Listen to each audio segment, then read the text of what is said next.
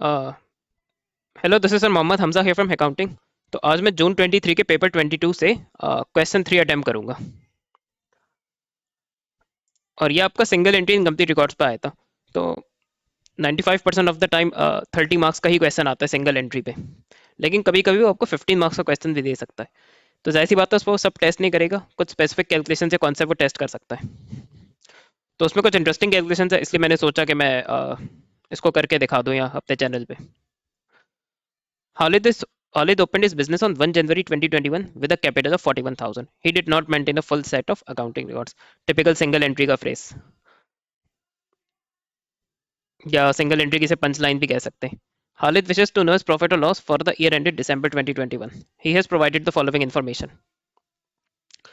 तो देखिए, अगर हमारा ईयर दिसंबर 21 में एंड हो रहा है तो 1 जनवरी 2021 से स्टार्ट हुआ होगा, और ये फर्स्ट ईयर ऑफ बिजनेस है। और इसका मतलब है कि कैपिटल तो देखिए स्टार्ट में इन्वेस्ट होता है, उसके बगैर बिजनेस स्टार्ट नहीं हो सकता। लेकिन बाकी किसी चीज के भी ओपनिंग बैलेंसेस नहीं होंगे। तो सर्टेन स्टूडेंट्स सही से रीड नहीं करते, फिर वो जबरदस्ती ओपनिंग बैलेंसेस कैलकुलेट करने की या खुद से क्रिएट करने की कोशिश करते हैं। तो ये नहीं करना है। एसेट्स एंड लाइबिलिटीज है दिसंबर 2021। Bank overdraft, bank loan, inventory, non current assets carrying value, trade payables, trade receivables.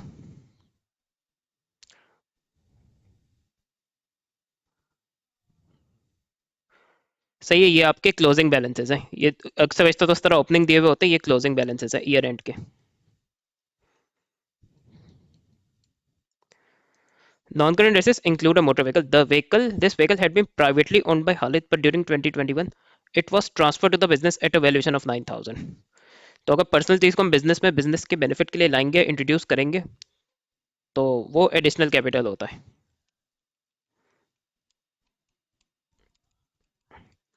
और ड्राइंग्स उसने आपको खुद दे दी है। कैलकुलेट द बिजनेस प्रॉफिट और loss for the year ended December 2021। अब आप लोग खुद यहाँ देख सकते हैं कि कोई स्टेटमेंट ऑफ प्रॉफिट और लॉस या इनकम स्टेटमेंट का कोई डेटा नहीं है। लेकिन प्रॉफिट और लॉस फॉर द ईयर आपके इक्विटी के सेक्शन में भी ऐड होता है। तो आपके ओपनिंग कैपिटल दिया हुआ है, क्लोजिंग बैलेंसेस के जरिए एसेट्स माइनस लाइबिलिटी से हम क्लोजिंग कैपिटल कैलकुलेट कर सकते हैं। ड्राइंग्स भी उसने आपको दी हुई है। तो अगर इक्विटी के सेक्शन के सारे वैल्यूज आपको गिवन है except profit for the year, तो ये हम प्रॉफिट या लॉस डिफरेंस से कैलकुलेट कर सकते हैं। तो पहले इसका पार्ट ए करेंगे।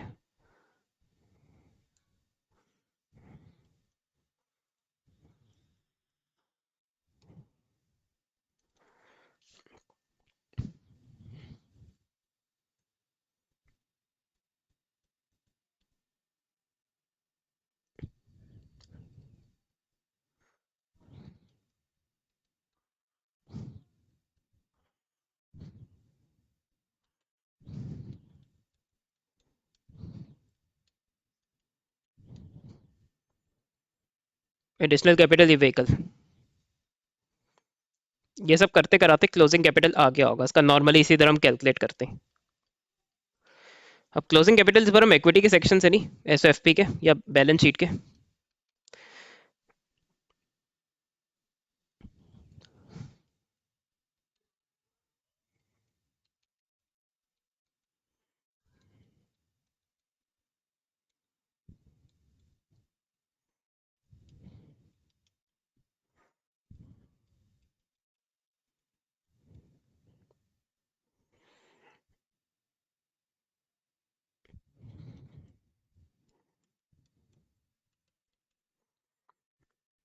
तो क्लोजिंग एसेट्स में इन्वेंट्री आ जाएगी,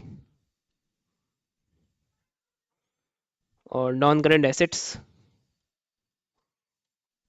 और ट्रेड रिसीवेबल्स।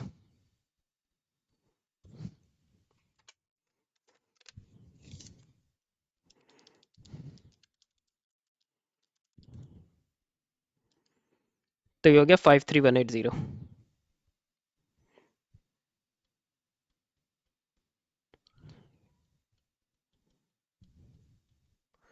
क्लोजिंग लाइबिलिटीज में बैंक ओवरड्राफ्ट,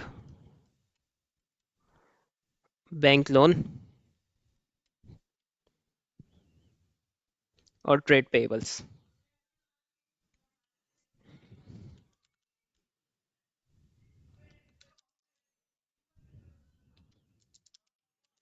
तो 21910।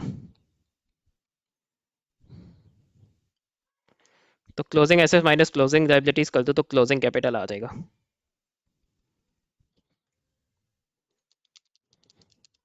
तो ये 31270।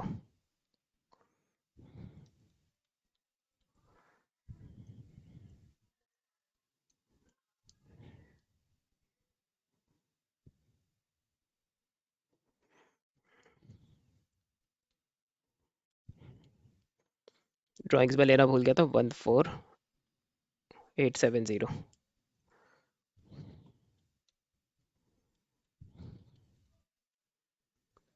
क्लोजिंग कैपिटल हम ये ले लेंगे 31270।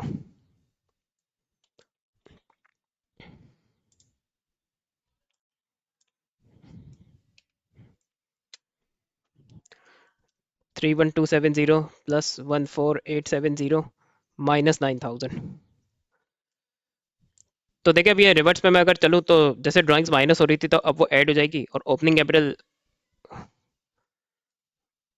और एडिशनल कैपिटल प्लस हो रहा था माइनस हो जाएगा, और ओपनिंग कैपिटल भी माइनस हो जाएगा। तो लॉस है 3860 का, और उसने कहा है प्रॉफिट या लॉस, तो लॉस भी आ सकता है।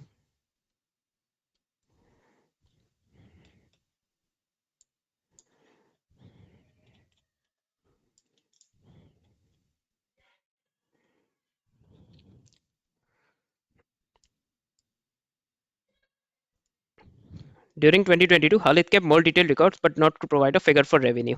The following information is available at December 2022. अब देखिए इसमें इन्वेंट्री 31 दिसंबर 2022 है, जबकि पार्ट टाइम उसने अकाउंटिंग करवाई है 2021 की। Purchases, Khalid's policies to mark up all goods by 50%. Calculate revenue for the year ended December 2022. तो अब अभी पार्ट बी में जो अकाउंटिंग करनी है वो 2022 के लिए करनी है। तो ये जो 2021 की क्लोजिंग इन्वेंट्री है, ये 2022 की ओपनिंग इन्वेंट्री हो जाएगी। और मुझे परचेजेस भी दिया हुआ है, क्लोजिंग इन्वेंट्री भी दिया हुआ है, और कोई ट्रांजेक्शन हो नहीं रही तो कॉस्ट ऑफ सेल्स आ जाएगा। तो पहले इतना करते हैं, फिर मैं बताता हूँ रेवेन्यू कैसे कैलकुलेट करेंगे इसमें। और आप में से कुछ लोगों को तो समझ ही आ गया होगा कि क्या करना है।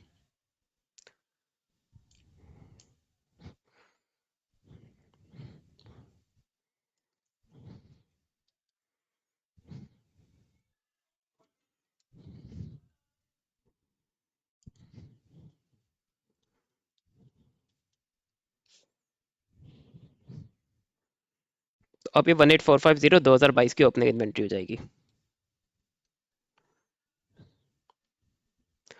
परचेजेस उसने खुद दी हुई है,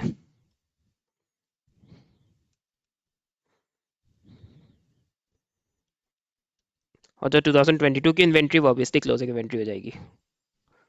purchase, return, carriage, outwork, inwards, drawings, ऐसा कुछ हो नहीं रहा तो हम वरी नहीं करेंगे, ना इन्वेंट्री लॉस हो रहा है इसमें।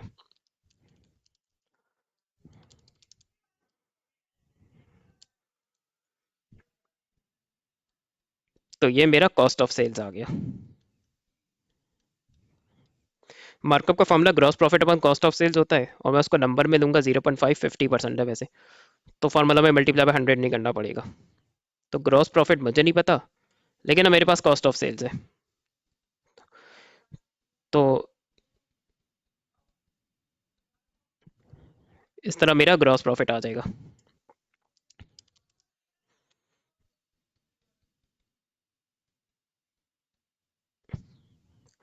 अब नॉर्मली हम इनकम स्टेटमेंट में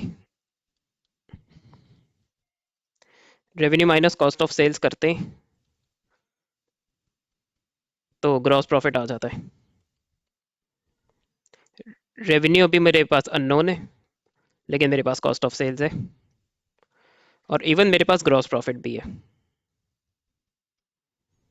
तो अब अगर रेवेन्यू कैलकुलेट करना है, और ऐसे मैं रिकमेंड करूंगा कि डायरेक्ट लिख के ना क्या करें, अनलेस आपको श्योर हो कि यही होगा।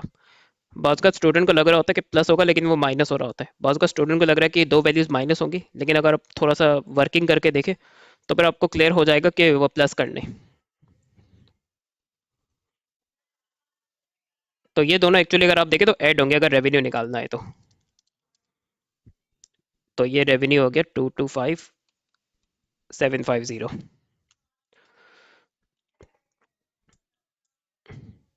प्लस ये क्वेश्चन शॉर्ट भी अगर आप लोग को ये अच्छी प्रैक्टिस हो तो आप पेपर में कम टाइम में भी अटेम्प्ट कर सकते हैं। State two advantages to a business of maintaining अ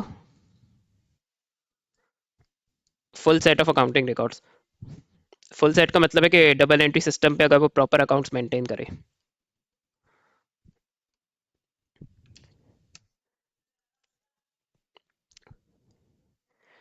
तो ये टॉपिक सिंगल एंट्री के साथ ही वो पूछता है।